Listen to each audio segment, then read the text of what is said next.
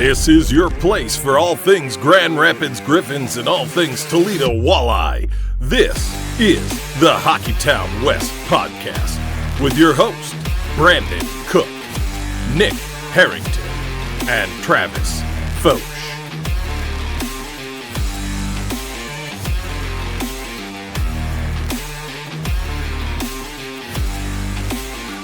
And welcome back to another episode of the Hockeytown West podcast, your source for everything Grand Rapids Griffins and Toledo Walleye hockey. I am one of your hosts, Brandon. I'm Nick. And I'm Travis. And today we are back with another Toledo Walleye update. That's right, second episode of the week. It's always dedicated to the Toledo Walleye. We have some fun games to talk about, a fun theme night to talk about, probably some of the best jerseys I've seen them wear to talk about. And the best celly. Oh, the best celly too, Jalen Smereck. Oh my God. It's going to be a fun episode to recap these walleye who are absolutely rolling right now. But before we dive into that, Nick, man, how you doing today? I'm good. It's going to be a busy week, you know. We got a lot of Griffin stuff going on, and we got a lot of Toledo, so we're all over the place. It's good. We are literally all over the place, about to be all over the place too. This is going to be a crazy couple weeks for us. And I'm excited for it. But Travis, man, how are you doing? I'm good. I just continue to probably have to plow snow all week, and hopefully we're almost through winter.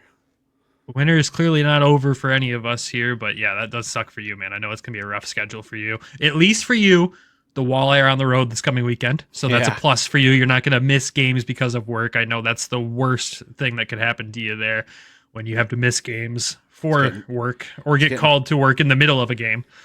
It's getting pretty repetitive, I'll say that. Yeah, this winter has been a winter, man. But let's dive into this. We'll start with news and updates on the team. And it's a big piece of news that Walleye fans have to be excited about. Mitchell Lewandowski was released from his PTO with Milwaukee, and he's back in Toledo, which that's the best news we've heard all month, I'd say, so far for this team. Like, we've wanted these guys back from their American League deals. We love that they get the opportunity to go play in the American League and get that shot. But let's be real, we want them here in Toledo doing their thing down here. And getting Lewandowski back is just a huge piece to this forward group to get back from Milwaukee. Like, what does that mean to the Walleye lineup, Trav? Well, really, it just adds that extra line of scoring. I mean, look at how well that line was buzzing with Craggs and Cruz with Lewandowski before he got recalled or signed a PTO, whatever you want to go into. But at that point, I mean, we had almost two first lines going. So at that point, it makes life a lot easier. You don't have to lean on your top line as much when they were getting the scoring they were getting from the second unit. Now, granted, if you can get both of those lines rolling like that, then you're in really good shape. But I think it also kind of just stabilizes the entire roster. Not that it really needs stabilization right now, but at the same time, it's really good to get. Now, correct me if I'm wrong. Moyle was acquired while Louis was gone, correct? Yeah. So they haven't played together yet. Moyle's obviously been a surprise. Maybe we're going to be able to get three top lines rolling kind of like this when you put him down probably on the third line, I would assume. Well, I think that's where he's kind of been slated. But what it can do is you're probably going to see Banel go to the third line with a combination of Keenan or Ness, would be my guess. It's going to be very interesting to see how Pat deploys this, because I think with the success that Lewandowski, Craggs, and Cruz had, they have to go back to that because it was going so well at one point. So then your third line is a combination of Keenan, Moyle, Ness, or Banel, Keenan, Moyle, or Ness, Banel, Moyle. With, it's just a lot of roster decisions now. Forward's going to have to come out of the lineup, so we'll see what happens. It will be interesting, though, when you can put a line combination like that in the third line. Like, we know we got to get Griffin Ness scoring again, right? It's been a little bit. We got to get him warmed back up, and that's a great potential for that to happen when you put him with Moyle and Bantel. Like, there's a huge opportunity to get him going again. But then you put Moyle, Bantel, Keenan together, it's going to be a great line. So it's real opportunity to get more depth scoring from a team that already seems to get good depth scoring when they need it the most. I think so. Like I said, it just kind of provides like that extra secondary scoring.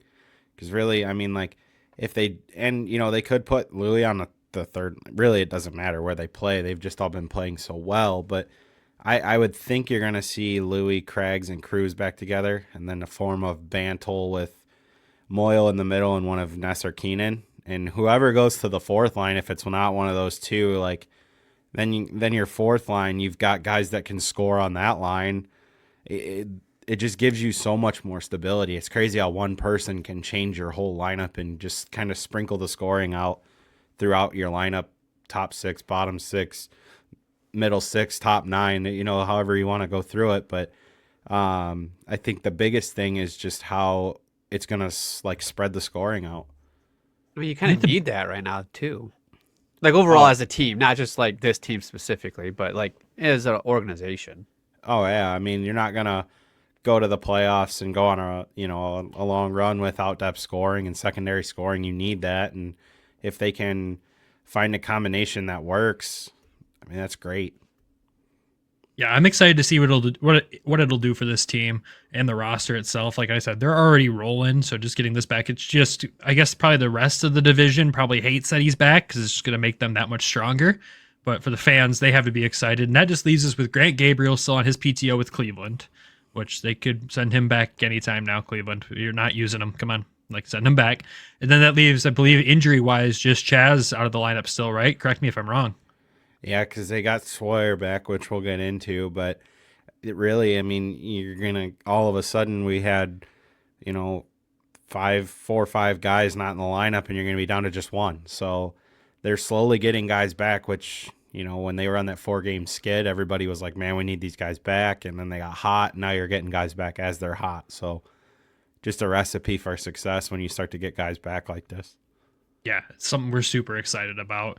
And for getting Louis back, there's other reasons we're excited about that too, but we'll save that for another episode.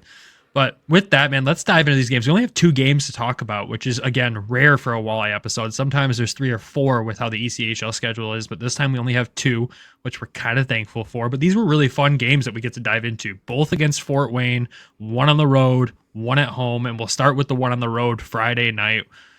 Central Division rival. These games are always fun. No matter what the result is, these games are always good to watch. They always seem to provide some level of entertainment, and God, did they this weekend. We'll run you through the scoring in the Friday game. Toledo wins this one 3-2. Fort Wayne kicked off the scoring in the first period with a familiar face to Walleye and Griffins fans, with Kirill Tatayev getting his second of the season there. No one threw any chicken nuggets on the ice while he was out there too, so he got to stay in the full game, which is good for him. But yeah, man, it's weird seeing Kirill in another uniform, isn't it? I think it's just weird that he came back to North America. I mean, he went home to go home, and now he's back over here. So just an interesting path for him, I guess you would say, with going back to Russia. Sometimes them contracts tough to get out of, so it's just an interesting situation. I heard he missed the chicken nuggets. That's why he came back. Oh, jeez. That's fair. That's fair. So that was the first goal of the game in the first period there. No other scoring. Second period comes around 5 minutes in. Brandon Hawkins gets his 22nd of the Brandon Hawkins gets his 26th of the season from Trenton Bliss and Tyler Spezia on the power play. Again, I could literally clip myself saying that throughout the season and just use it repeatedly almost every single episode for the Walleye. I feel like it happens at least once when we're talking about them. That was all the scoring in the second period. Tie game going into the third. 5 minutes into the third, Tyler Spezia gets his 21st of the season from Brandon Hawkins and Trenton Bliss. And then Tyler Spezia adds another one, his second of the game, shorthanded from Colin Sawyer. Fort Wayne does add one more in the last minute of the game there. Tatayev actually getting the assist on that goal there. So he had a 2-point night against the Walleye. But Toledo squeaks this one out. Nice 3-2 victory there. They outshoot Fort Wayne 36-27. They go 1 for 1 on the power play, 2 for 2 on the penalty kill, and Jan Bednar stops 25-27 shots in net. So, Travis, we've got the breakdown of what happened in the game. Just what was it from your perspective in this one? The Hansons won them this game. Yep. Really, that's the biggest thing, right? I mean, that goal with Hawkins, Bliss, and Spezia, that was just unbelievable how the puck went behind the net. Bliss gets the Hawkins on the half wall, and he finds Spezia right in front. The second goal, Spezia scored, great shot, shorthanded. And then obviously Hawkins with the first goal. I mean, time and space, we've said it before. You can't let him have time and space, which it's so bizarre how he scores almost an identical goal the next night, which we'll get into from almost the same spot. It's like, it's so crazy how he continuously just makes it look so effortless out there. Between him and Spezia and Bliss, it's just like that line, we knew it was going to be good, and this was just one of them nights. Like, I'm sure if, it was at home and we got to talk to Pat, he'd be like, yeah, the first line carried us tonight, but, sometimes you need that, and when you get your top guys going like the way that Spezia and Hawk and even Bliss are going right now, it's just it's so, if probably is just effortless to him, really. Yeah, it really does feel like it when you're watching it. It does feel effortless. I want to talk about Trenton Bliss a second, because I think no one gives this guy as much credit as he really deserves. This guy's been beaten and battered all season long. Like, we've seen him miss parts of games due to a little nagging injury or whatever. And I think it was in Saturday's game, he took something to the face and was wearing a cage at some point. This kid's been through the ringer. Third on the team in points, 34 points in 41 games, 14 goals, 20 assists. But I want to point out his just behind the net play, because a lot of these goals don't happen without Trenton Bliss making the plays that he's making behind the net. And it's unreal right now. Like, the level he's playing at around the opposing net is just insane. Yeah, his puck possession is criminally underrated, I feel like. It's kind of like, in a sense of how Banel controls the puck so well along the boards, but Bliss, I feel like, does it in open space at a really good level. He just kind of twists his body in certain directions to avoid contact really well. I mean, I know you're talking behind the net, and he did make a great play there, but ultimately I feel like he's having a really good year quietly. Yeah. 34 points in 41 games. It's not like he's not having a good year. He's having a great year. He's got 14 goals, 20 assists, 34 points. And it's just got to be almost kind of you got two guys, you don't have to carry that line. You just have to facilitate, right? And kind of give guys the puck when they need it while also chipping in offensively. I mean, he's probably going to get to 20, I would say, goals. You're probably going to, it's going to be fun to see if he can kind of get to that point per game pace as they go down the stretch. With how hot that line is, I wouldn't rule that out by any means, because it seems like any given night, any of them could have a 4-point night, 3-point night. But yeah, a warrior too. I mean, we've seen him kind of in and out of the lineup, not play an entire game on an occasion. It's no secret. I mean, if you just watch the games, you see it. So just a warrior going through it right now.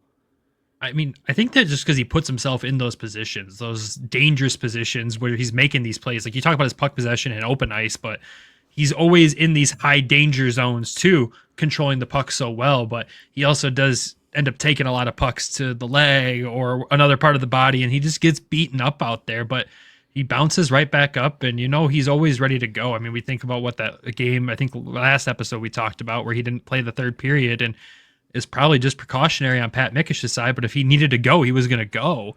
And that just says a lot about his character. And I wanted to make sure we recognize that as we try to recognize more and more of these guys up and down the lineup. We talked a lot about Spezia last week, and we'll talk about him this week too, obviously.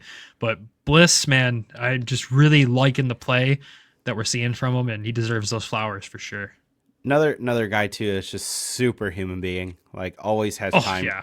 Always has time for you. Always comes and says hello. So superhuman being, and also the definition of hockey bro. If you haven't seen our interview with him yet, go back and watch it. It's one of the most fun ones that we've had, because he just went, man, and he was one of those guys. He's a hockey guy. I still joke with girlfriend, fiance. I don't know their situation, but make the joke of I still think it's hilarious how when we were in Kalamazoo, she was he talked to you in an hour and more than he's talked to me in 4 years. Yeah. That it would always get a good laugh out of that, because they all walk by you when you're downstairs waiting on people. So that was a good laugh, and it's great stuff. Great people. Yeah, man.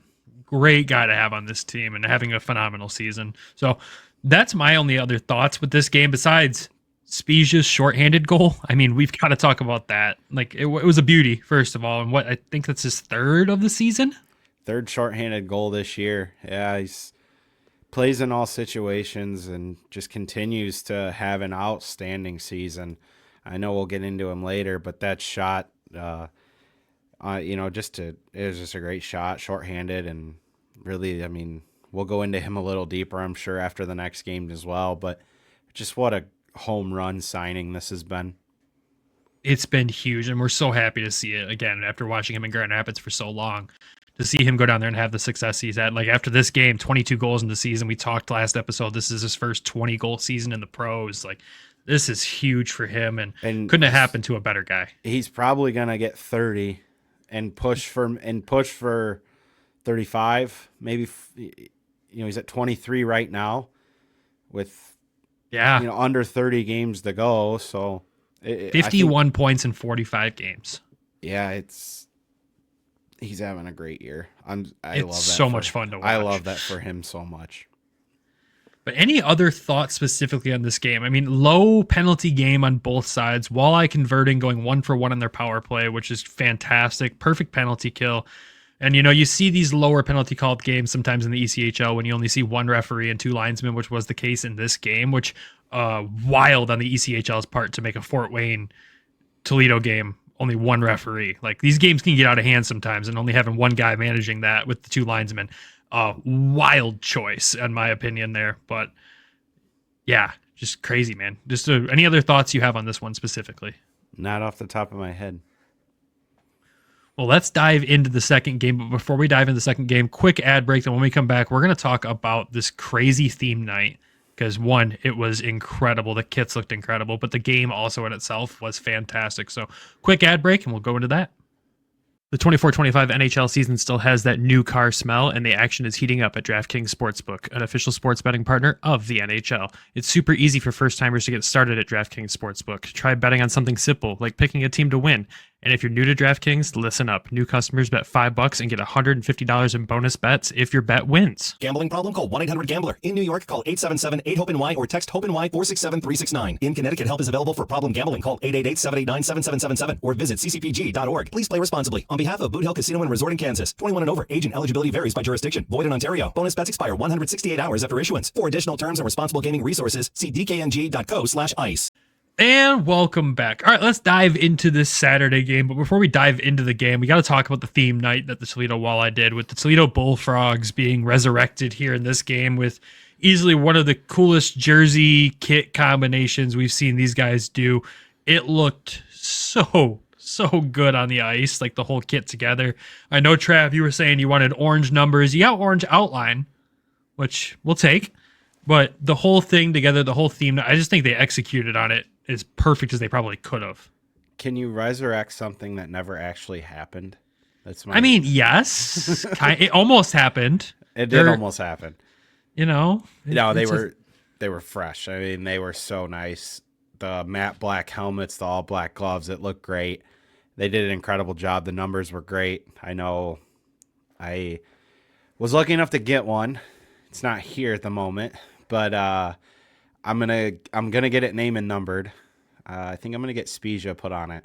So pretty fitting that he did get a goal in this game. But as a whole, I did want orange numbers, but I was happy with what they did, and then how they outlined them in orange. I think they looked sharp. I think watching it too, on just watching it, you had green with the Bullfrogs, and you were going against Fort Wayne Comets that were orange. So even the color matchup was actually pretty nice to see. And I know we wanted the orange numbers, but the orange outline was still pretty good. Well, the last 3 games against Kalamazoo have been color contrast. It's been so good. Like yellow. This is the nerdy stuff we'll talk about, folks. Sorry, but it's the stuff that's fun. Absolutely. I mean, look, you're about to have a Four Nations tournament that's all color contrast outside of whenever Finland plays. It's all color contrast. So whenever you get it, it's great to look at on the ice. I mean, the greatest Winter Classic of all time was color contrast, red and blue. Now you've got this with green and black basically against orange. And previously they wore yellow versus orange. And it was great. But they did an incredible job. They really went all in with it. Graphics were all bullfrogs. They were calling them the Bullfrogs on the game on the TV. It reminded me of the Toasters stuff in Grand Rapids last year, because Grand Rapids leaned into that so hard with everything being labeled, on the scoreboard it said Toasters, not Griffins. It reminded me of that. Like when that happened, obviously we thought that was incredible. So to see Toledo just lean into this one like that was really cool to see. You know what would have been fun is if they would have dressed in the Bullfrogs room, which Brandon, which hopefully we can get Nick to see that, where the Bullfrogs room would have been is connected to the same. It's all connected down there. There were 2 separate rooms, and there's like a walkway back and forth, which is like the bathroom, basically, like where the sinks were and stuff.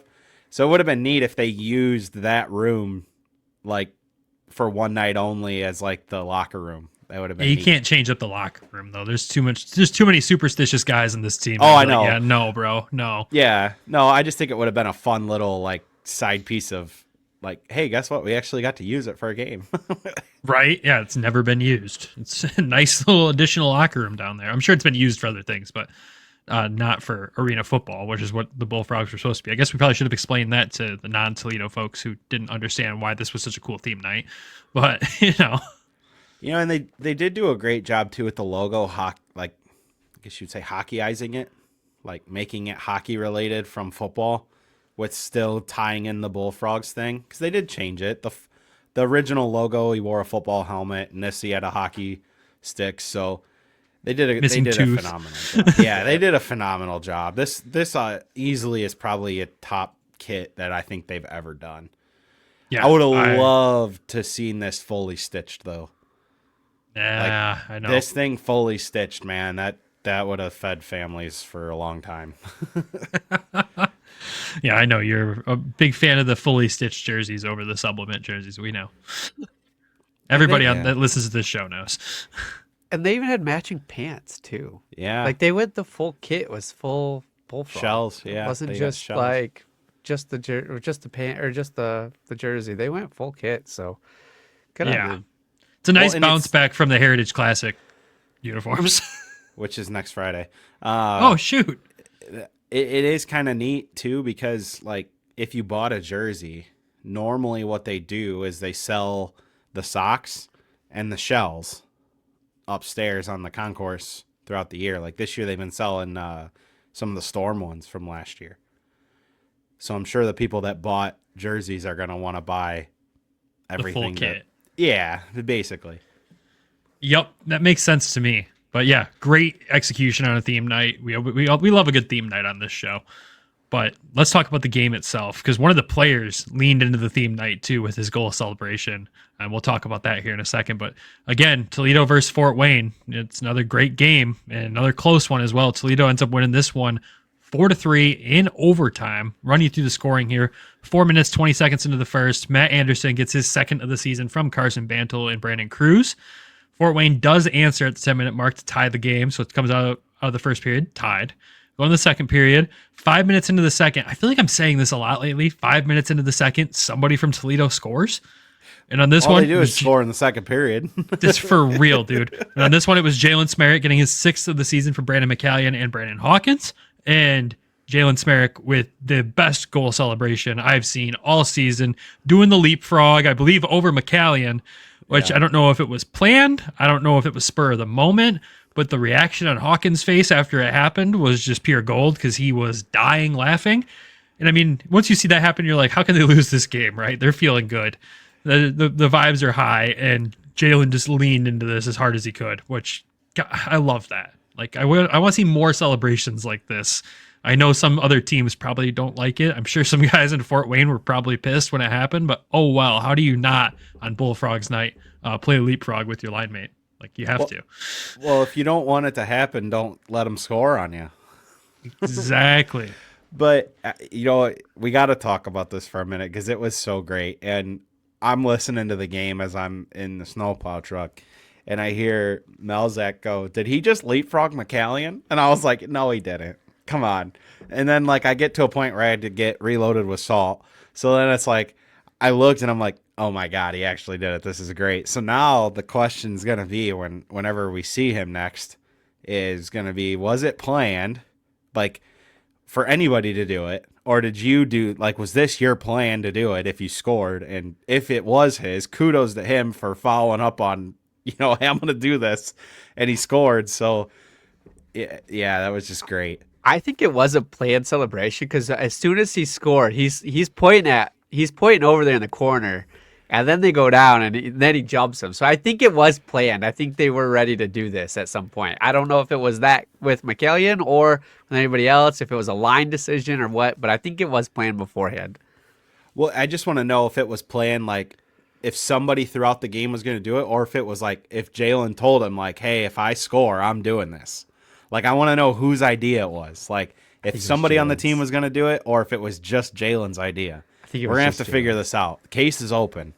Yeah, we'll have to ask him next time we're in Toledo there, or next time you're at the game, which would be not this weekend, but the following weekend, hopefully. Be able to ask him what the deal was there. But yeah, elite celebration for the theme night. Absolutely loved it. Now back to the scoring. And that wasn't the only scoring in the second for the Walleye. Like we said, all they do is score in the second period. Tyler Spezia at the 12-minute, 22-second mark adds his 23rd of the season from Moyle and Hawkins on the power play. Spezia just keeps scoring. That's all he's doing right now is scoring. I believe it was after this game. I think it's 10 points in 4 games. Something ridiculous like that. We'll fact check that after the game recap. He's on a crazy run. It's insane. Going to the third period here, Fort Wayne does add 2 more to tie this game up. One was on the power play, one was shorthanded, and it was a penalty shot. Like, that's a terrible combination there. So, game's tied. It goes to overtime. And 54 seconds into overtime, who else but Brandon Hawkins? Well, we're forgetting a key moment in this game. What's that? With 14 seconds left, Toledo scores a goal, but it gets called back, and the review was like 5, 10, 15 minutes. How long was it, Nick? You're going to have to kind of... It was like 10 minutes. I called it a goal. I was like, this was the game-winning goal here. I was like, I'm going to put these vibes out because of how well they were playing. I was watching. I was covered at the for Saturday night. I thought they were going to... I thought that was the goal. I thought it went in. I didn't see any issue with it. Toledo also said it was a goal, so I was like, all right, they did it. I'm going to do it. We're going to be all right for it. And then they called it back. And I thought it was Moyle who had it, but I think they credited it with somebody else. I think it was Moyle. And then it was Moyle's goal. It. Okay. The one thing too, and I seen a lot of, well, why does this take so long? Blah blah blah blah. It's like, well, you got to get it right, because if you don't, and then say Fort Wayne scores in overtime, and it was a goal, then now heads will roll. Yeah, so you have to get it right. So I will say sometimes it's better off to take longer to maybe get the correct call, but they made up for it in overtime, like you said. So really, no harm, no foul. And let's be real, they did it right too. They called it a goal and then reviewed it instead of just being like, I don't know, and then review it later. You always should err on a goal, and then you can take it off the board. That's the correct way to do this. I understand in the eyes of fans, you might think the other way, but it's easier to take. You can't put a goal on the board. You can always take one off the board. It's just better judgment to do it that way. And you'll understand when you listen to the Griffins episode. If you listen to the Griffins episode earlier in the week, it's easier to take them away than put them up. Yes, 100%. But I mean, that, the almost goal happens, right? And they obviously call it back. And Toledo had incredible momentum at that point. One, they're on the power play at that point in time, so that kind of helps things go along too, right? But at the same time, or no, were they on the power play at that point? Shit. Yeah. Yeah. They were? Okay. Yeah. So the almost goal happens, and obviously that's called back. And Toledo had incredible momentum at that point, because the Griffins game ended, I was able to flip over to this game and watch the end of it, and I saw that almost goal happen. I'm like, yeah, this makes sense. They're on the power play. They were dominating possession. Gets called back. They go into overtime still in the power play, and I just had that feeling that this wasn't going to take long, and it didn't. 54 seconds into overtime, Brandon Hawkins, of course, bar down, 27th goal of the season from Tyler Spezia and Jalen Smereck, and that's all she wrote, and they walk away with a win in this one. Yeah, you give a division rival a point, but to sweep Fort Wayne in the weekend is huge for this team. To keep a win streak going is massive for this team. A nice point streak rolling too. They outshoot them 42-24 in this game. Fort Wayne does go 1-for-1 in the power play with their one opportunity. Toledo goes 2-for-6. Refs were leaning in the favor of Toledo in this game a little bit more, which is unusual. We usually don't get a big differential in penalties like that, so I will take it. And Carter Guylander, another good night from him, stopping 21-24. But I mean, you just can't understate the fact of beating Fort Wayne back to back, one on the road, one at home. And we joked in the last episode, does Carter Gylander get to start on the road in Fort Wayne because he's just been a beast against Fort Wayne, and Bedsy comes in and does his job, and the next night Gylander does his thing against Fort Wayne, and we got a 6-game win streak going here. Well, the biggest thing is the Bullfrogs are still undefeated. The Bullfrogs are still undefeated. Imagine you bust those out for one night and you take the loss. Oh, that would suck. But at the same time, never again. Yeah. Should have kept them right in the closet. But at the same time, man, a 6-game win streak, an 8-game point streak as well. I miss those. The Griffins episode was fun. Let's just say that.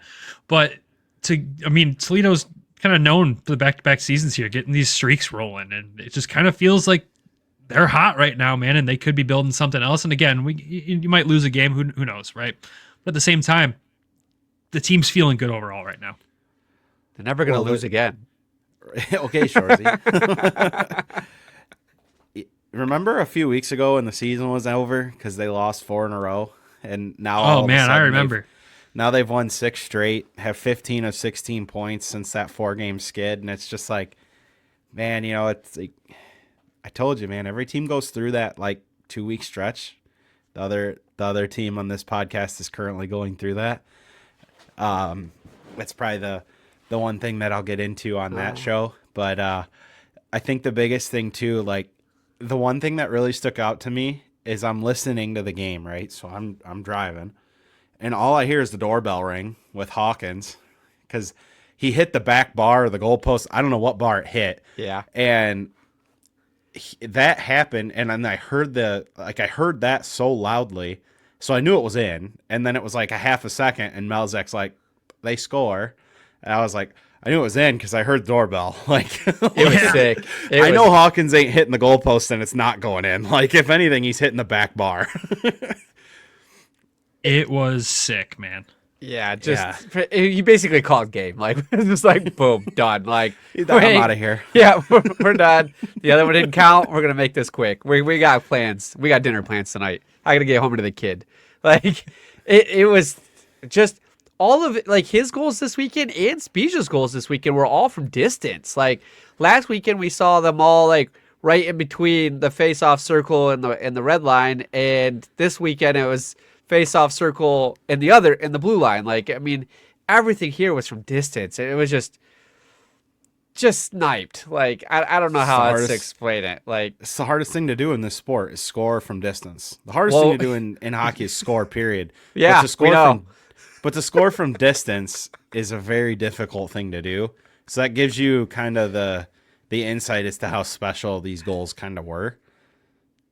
Yeah. We've said it multiple times in the show, and if you don't believe us yet, you're crazy. Hawk can score from anywhere. It doesn't matter where he's at. He can score from anywhere, and you see it all the time. He'll just rip random shots from the blue line, and you're like, oh, yeah, because he saw an opening, and he went for it. That's just what he does. And I don't know if it's just playing with his best friend or not, but Speez is picking up on a lot of that stuff, too. It's starting to feel like Speez can score from anywhere. And it's just becoming this special combination that no other team in the ECHL has, and they can't have it because it's pretty hard to find 2 best friends that played roller growing up and get them to both sign in the same team in the ECHL. This is special. What Toledo fans are witnessing right now is special. We've said all season this is a special team that's doing something special, and they're building to something special. But dude, this combination, we know Bliss gets a lot of credit in here too. That line itself, right, is rolling.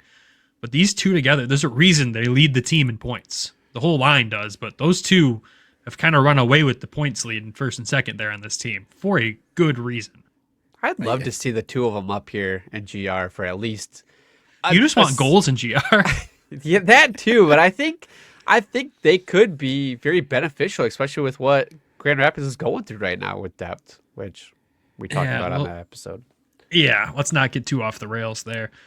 I think the one thing that sticks out is when we had Spezia on, it may have been off air when we were kind of like, hey, is this the Sedin kind of connection here? And he's like, a little bit. And you're starting to really see it almost nightly at this point. And that line as a whole, 27 points in the last 5 games. Like, come on. It's insane. Like, three guys got almost 30 points in 5 games. What's Spezia's point streak right now? I'm not sure. It is 10 points in 4 games. I felt like last year at this time was when he was getting hot too, though, with ammo. Like, is it just like February for him or what? Like, is this his month? Mr. February? I don't Mr. know. Valentine? I don't know. He's going to kill us for that one. Yeah. He's going to kill Nick. Yeah. All love, but I mean, Nick's making more enemies in Toledo than he has friends at this point.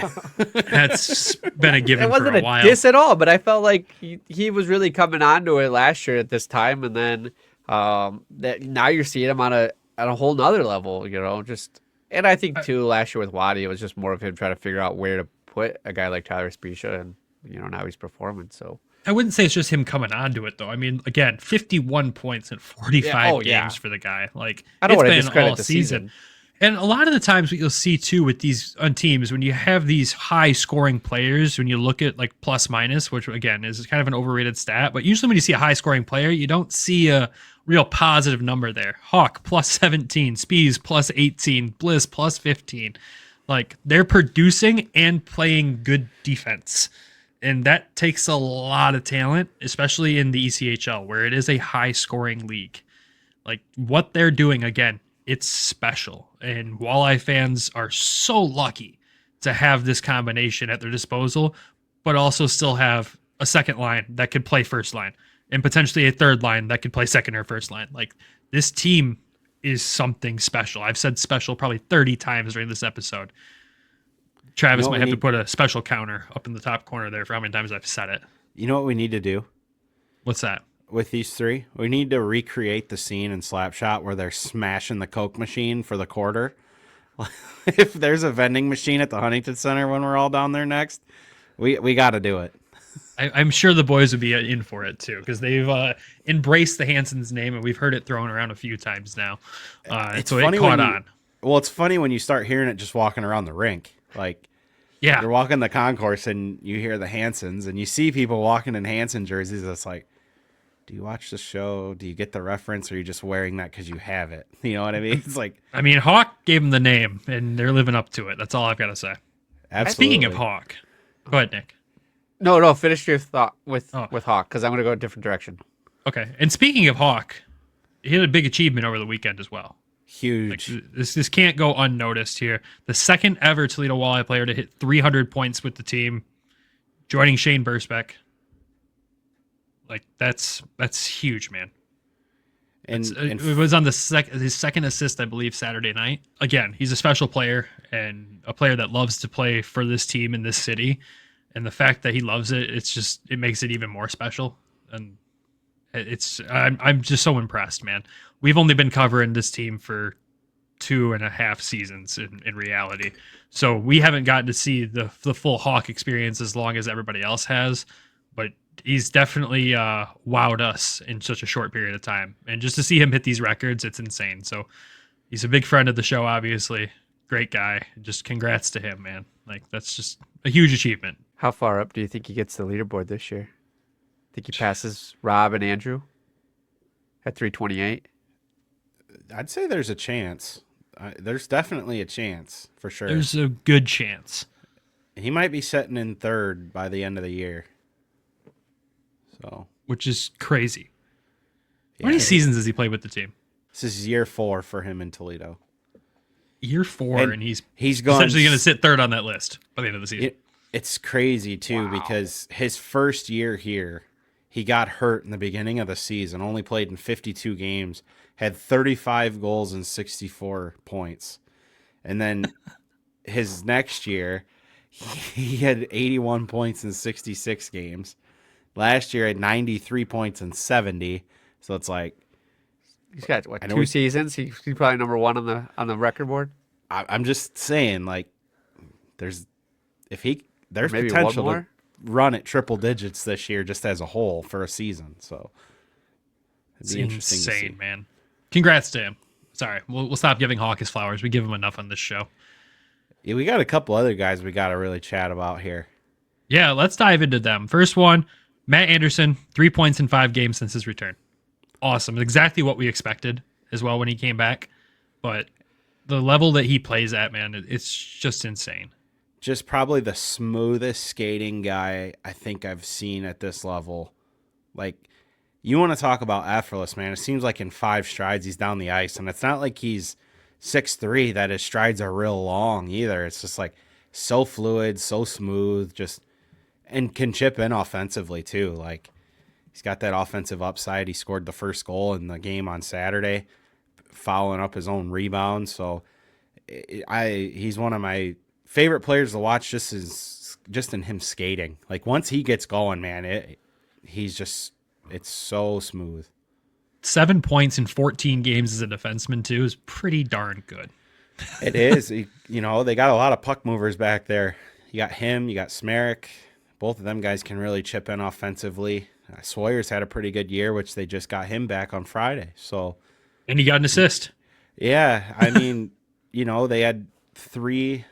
Well, technically, if you think about it, they had, I think it was 3 or 4. You had Anderson was up, Gabriel was up, Sawyer's out, and Redekop was out. So you had 4 of your basically probably your top 6 at that point. Potentially. Yeah. Not to, discredit other guys, but it's just, you look at night 1 of the playoffs, if they're all available, those 4 are probably in the lineup. So, yeah. It's Sawyer. I love what he's provided the team. With him, when him and Redekop are both on the ice, man, that's a true shutdown first pair. It really is. And what else he's going to bring to this team too is just playoff experience when they get there. Like, he's absolutely got a lot of experience in the playoffs from his time in Hershey, and he's got championship experience, and that's invaluable to a team like this. Oh yeah, and it's just good to see that they're starting to get some of that blue line back. Smereck 5 points in his last 5, 9 points in his last 10. So they're getting offense from everybody. Like, everybody's chipping in right now. It seems like that's your nice. guys on the blue. Yeah, absolutely. Yeah. I know GR's not really getting it. Nick is the saddest Griffins fan in the world right now. Sorry, folks. It's tough, man. Hey, it'll come, right? It'll come. Nick should remember what this felt like though, because when we started this show, it was that terrible season for the Griffins, and we were covering the Walleye too because of Sebastian Kosa, and it just became more and more Walleye coverage because there was so much positive going on, and we were used to the almost bipolar actions of covering these teams. You're super depressed about one team and super happy about the other. It makes recording really fun, especially when you do 2 episodes in a night when you talk about both teams in separate ones. But yeah, Jalen, go ahead, Nick.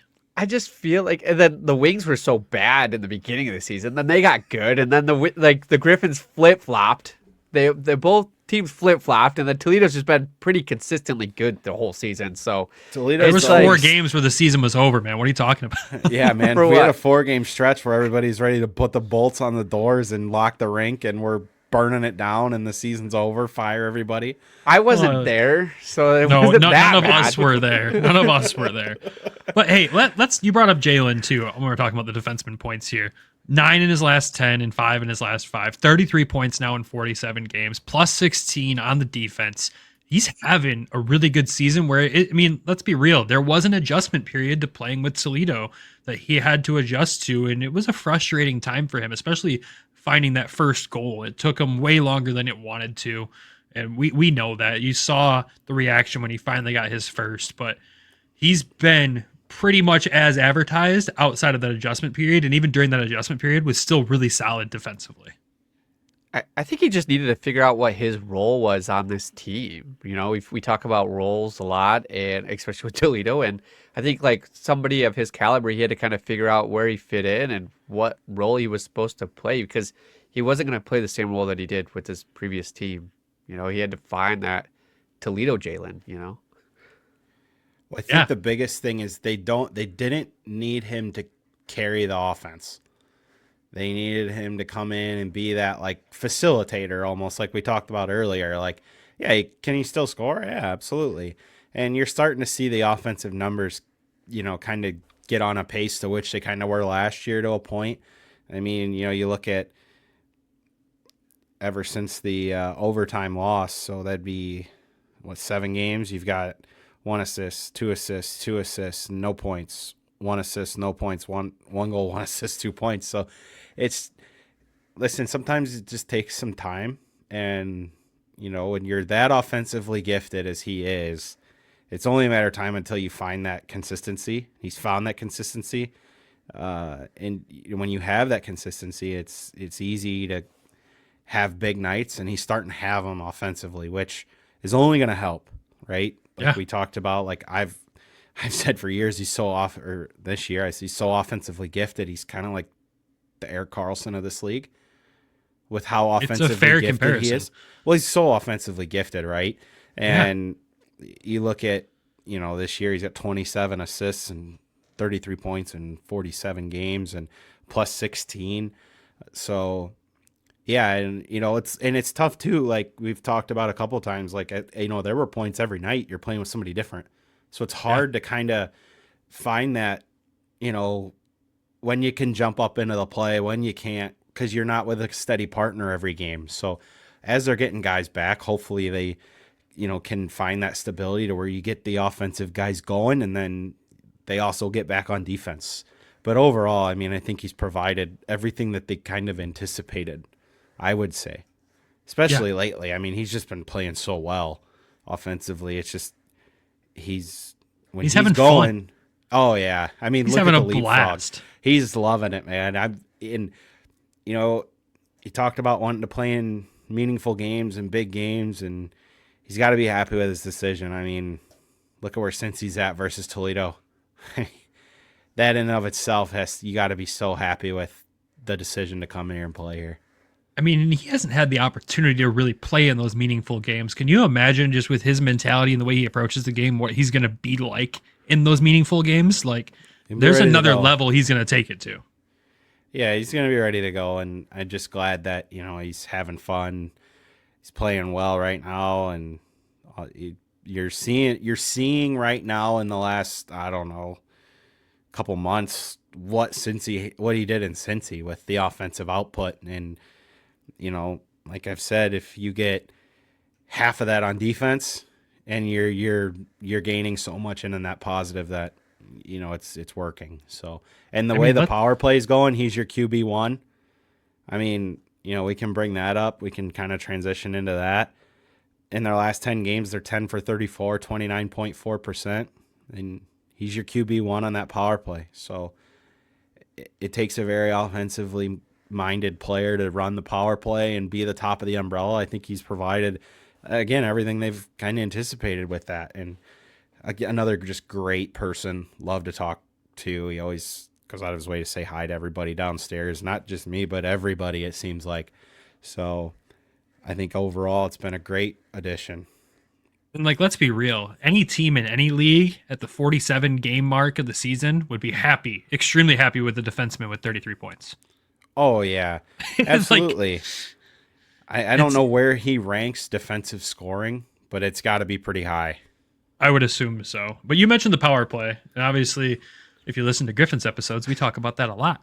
But Toledo, like you said, have been on a tear and have the number 1 power play in the ECHL. Like, that's another just great accomplishment, great coaching on the back end, but these players just going out there and executing in a way that, God, I wish we could copy paste and replicate in Grand Rapids. It is so much fun to watch them on power play, because it's just like, it's like what I said last year when Hawk had the puck on his stick. You felt like something magical was going to happen, and it feels like every time the power plays in the ice, you're like ready to watch something magical happen. It's just insane. It is. This has kind of been a recipe for success the last few years with Toledo. Their power play has always been pretty good. When you're operating at 29 almost and a half basically percent over a 10-game trial, that's really good. 26% as a whole, that's pretty elite. So, their special teams, they've always been pretty good. So that you need that when you get later in the year and into the playoffs. For power play, I'm wondering, what are they doing? What are they doing? What, like, executing? The one I'm gonna just they're tell scoring. you this. The other thing though too is like they have to respect that Spezia and Hawks out there, because they're like they can snipe that puck from just about anywhere on the ice in the offensive zone. Like I saw how much space they gave them in overtime. There's just no shutting them down on that end, and then you throw Smereck in there too. Like you've got 3 players right there that are just dangerous on the shot. But what else are they doing to be able to have so much success? And like, why can't we have that here? I'm just gonna say this, that the Griffins don't have a Brandon Hawkins. Right, It's right. true. I mean, They we don't have a sniper. We don't have like a true goal scorer, And like a shooter. like you kind of pointed it out, Spezia, Hawkins, Smereck at the top. That's your umbrella. Yeah. And then you have Bliss and Moyle in that front. That's your first pair, your first group right now. And then you throw out a second group of any combination of Cruz, Craggs, Bannell, Anderson. Like they're just so deep. Like it's a depth thing. But you look at the roster and you see guys that just they're scoring. They score a lot of goals. I would say the Griffins are kind of built more of like a little bit defensive. They lean heavy on their defense. Yeah. This team leans heavy on their offense while also playing enough defense that they're going to win a lot of games. That's a big difference maker. Absolutely. And well, when you have the weapons that this team has for this league, that makes a huge difference too. But like I said, their power play's been good for many years, but they've always had great players, man. Like at one point they had guys that have played NHL games on the power play down here. You had TJ Hensick on the power play. You had at one point, Hawkins was here with Hensick. Like, come on. Right. It's just It's a different. That's really what it is. Like, you have so many talented guys. Not that the Griffins don't have that. It's just for the leagues that they're in, I feel like Toledo has a little bit higher end talent that are more scoring threats, true scoring threats, than what the Griffins have on their power play. Yeah. I mean, that's the difference. It literally is. And I'm sure we'll have plenty to say about that in the Griffins episode this week. But yeah, that's the only thing that makes sense, right? When you look at it. Toledo has a guy with 27 goals, 23 goals, 15 goals, 14 goals, 13 goals, 10 and 10. Like, there's just more high-end scoring, I think. That's what really helps you. Yeah, that's what we're lacking. It is truly what we're lacking. The one thing that I want to point out too, though, is it's typically when we're talking Toledo, and if we're not talking Brandon Hawkins, we're usually talking goaltending. And like we went through all these stats, and like the goaltenders played well this weekend. I thought Carter Geiler Extremely well. Played really well. Bedsy's been playing really well. And well, that's usually the focus with us, right? Is like we're focusing more on the goaltending because the Red Wings put those guys in there. We're typically seeing those guys move up to Grand Rapids next year.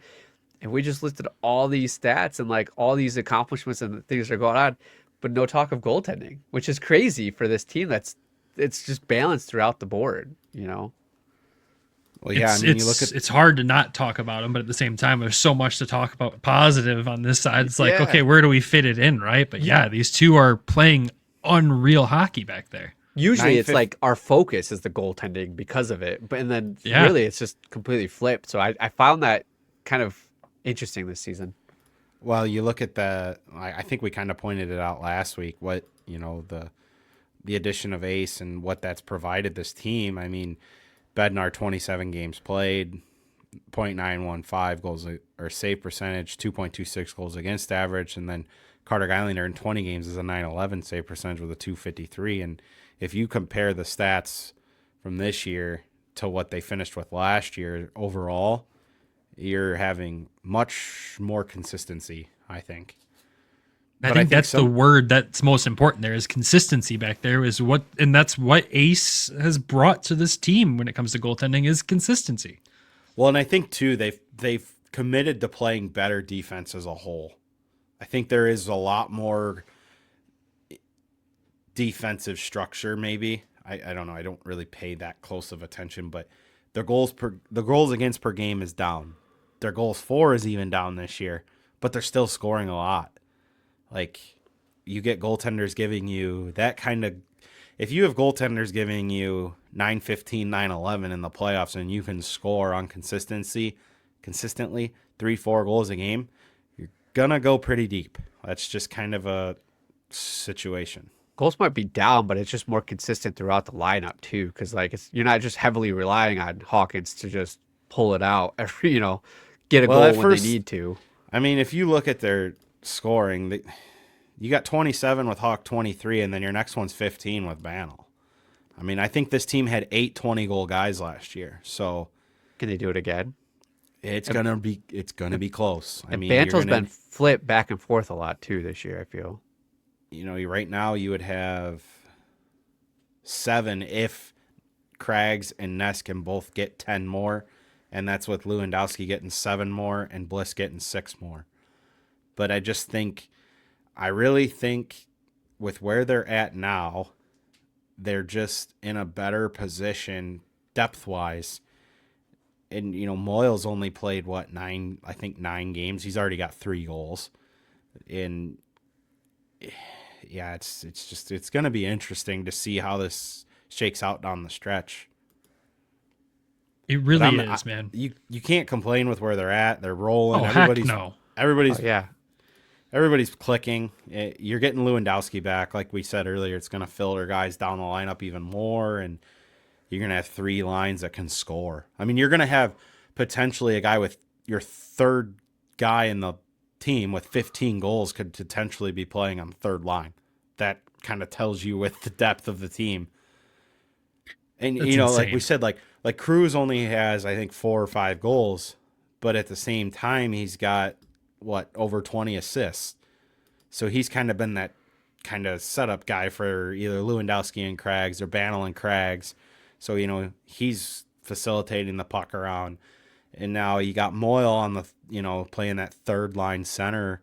Can he facilitate with Banel if Banel's there or Louis there or Cruz is there? Like, it's just, it's going to be a lot of fun to watch down the stretch. I'm just happy with how everybody's playing, and I'm sure they're all happy with it. The team's really gelled, you feel? I think so. Vibes are good. You're a big vibes guy, and vibes are good down here. If I haven't said it already in this episode, Nick, they're special. Yeah. Special team. You know what else is special, though? The fan base, man. 58 straight sellouts for the Toledo Walleye. 58. 5-8. That's insane. Like, I know it's not a giant arena, right? 8,600, I think, is the capacity. But, dude, to be able, and for an ECHL team, to be able to put over seats and what is the sellout I think it's 7,600 is the qualification for sellout, and the rest is standing room and all that. But to be able to fill it with 7,600 plus for 58 straight games is insane. My mind can't comprehend that. Even though I've experienced it in person. Like, you fans are awesome. I got my Fanatics thing in the mail, and I believe it said there's 500 people on the waiting list for season tickets. I'm pretty sure that's what the paper said. Holy I don't have it on smokes. me. I want to say it was 500 people are on the wait list. I could be completely wrong, but I'm almost certain that's what that paper said. Again, just an unreal thing. This fan base has just been so supportive of this team over the years, and it's just incredible. Yeah, so here it's right here. Over 500 people to join our wait list for the 25-26 season. They have 500 people just waiting for season tickets to open up. I mean, we see it when we try to buy tickets to come to a game. It is a challenge unless we plan this months in advance. Yeah, I just had to resort to Facebook to get you guys tickets for next weekend. We do what we have to do to get there. You know what I mean? But it's even to the point, like, even I didn't even ask, but it was brought, like I mentioned, when we were reaching out to the team for something, we were talking about coming down there. And I'm like, yeah, as long as we obtain tickets, we'll be good. And they're like, we can't help with that. I'm like, I know. We know. But they can't, because you can't find space for us 2 Yahoos in there, because that's how packed this freaking place gets. Like, it's almost insane. Like they build it too small. They should have just went to 10,000 and cut it off there, because I think they could draw almost 10,000 every night. Do you think they could pull off a streak like this with a 10,000 seat arena?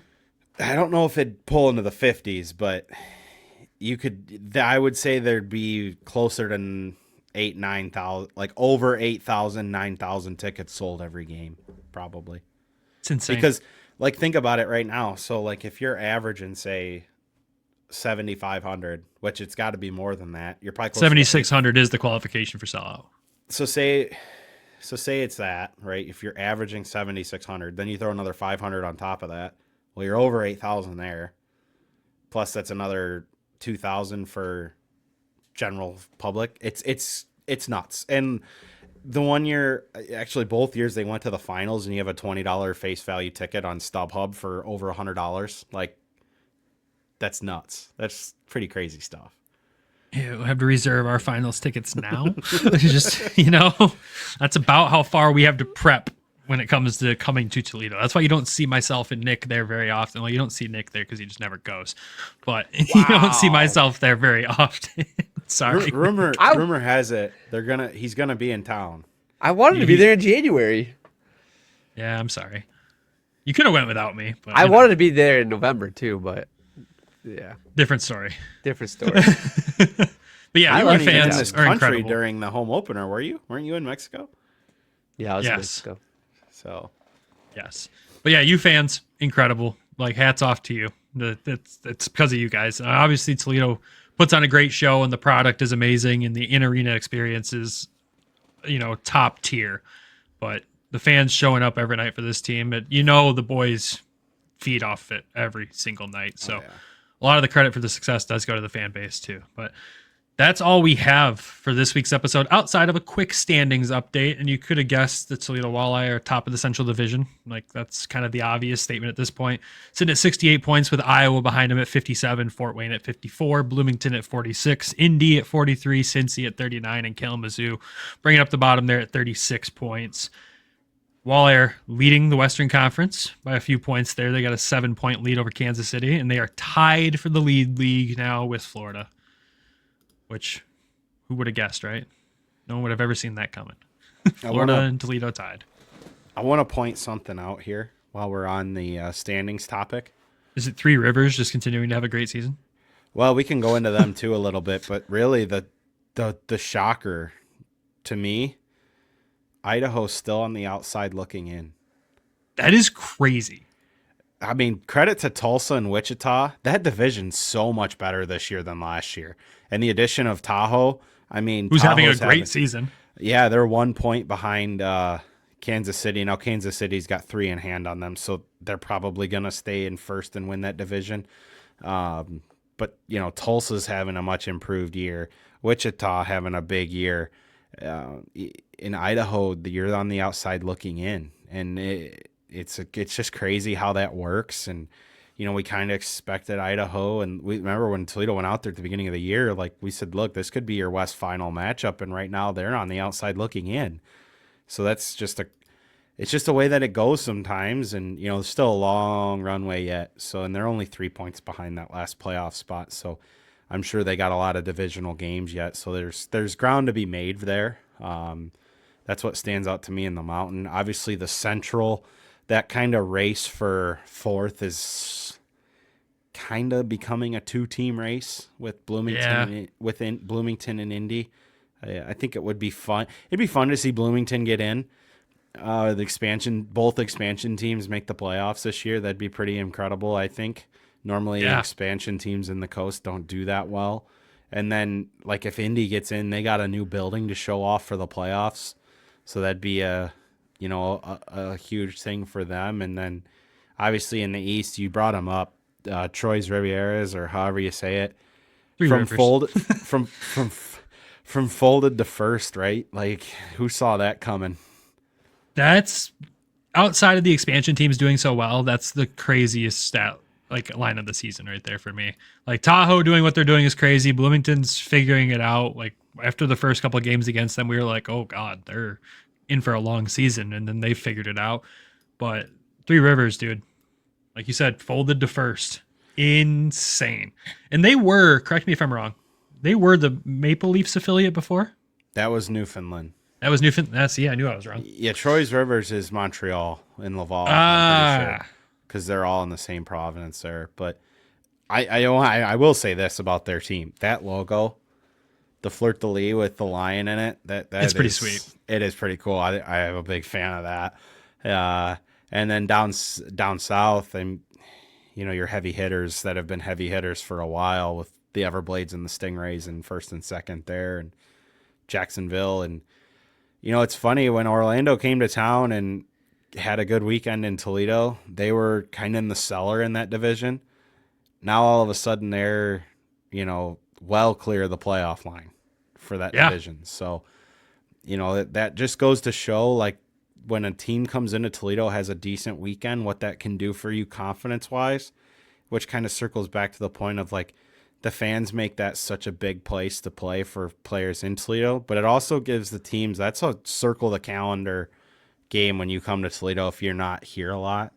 So they've obviously got it turned around in the South, and I'll still say it. I want Florida in the finals. I know. I want that rematch so bad, and I'm sure there's a couple guys that are. I know there's probably one guy in particular that really wants that rematch, but just some stuff around the league, really. And that's all I really got. But right now, like we said, we're tied with the Everblades for first. They, by points percentage, have first, so hopefully we could edge them out if we do get to a finals match, to where we don't have the same. We get them on home ice again, but we'll see. That'd be sick. It is always good, though, to do an update around the league, especially as we get into the later part of the season here. I mean, we'll be talking playoffs here not too long from now. So it's time to keep the folks updated. So good findings there. I have nothing else for this one. Nick, you have anything else you want to add? You're good to go. Thumbs up from Nick. Folks, thanks for tuning into this episode. As always, it's another Toledo Walleye update episode. We love doing these. I love dedicating an episode to the fish. When we started the show, it was just Griffins in the start, and then we'd update the fish in the end, and it was just chaos. I love being able to dedicate an episode to a team that definitely deserves a full episode dedicated to them weekly here. But outside of that, that's all we got. So thank you everyone for tuning in. As always, we got to thank our sponsors, DraftKings, and of course, Everything Hockey Clothing Company. Make sure you head over to everythinghockey.com. Use code WEST. Check out what they got over there. They've been dropping a ton of new clothes lately. It's crazy. I feel like I see a new thing from them every single day at this point. So crazy work by them. Well done. But make sure you pick something up over there and use code WEST, because that helps out the show and saves you some money. But of course, without our Patreon subscribers as well, this show would not be possible. We've got to thank them. We had a couple of them hop into our live stream the other night, and thank you to everyone who did tune into that. That was an awesome time for us. But the Patreon subscribers that we currently have are... We've got Alan, Derek, Elaine, Griffin, John, Lori, Michael, and Claire Boughton. Thank you, everyone, for joining in on that. If you want to join them as well, head over to patreon.com/Hockeytown West Podcast. Check out the tiers we have there. Jump in. Let's make that list incredibly long so Nick has to read it every episode, and it just gets more and more difficult every time, please. That would be just entertainment for Travis and myself.